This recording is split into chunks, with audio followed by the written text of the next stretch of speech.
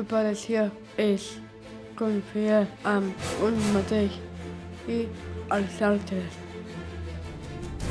Fa uns anys vaig córrer la meva primera marató i se'm va obrir un món, el món de les curses de muntanya, però al cap d'unes setmanes vaig tindre una greu lesió escalant, em vaig trencar el peu esquerre i els metges em van dir que segurament no podria tornar a córrer.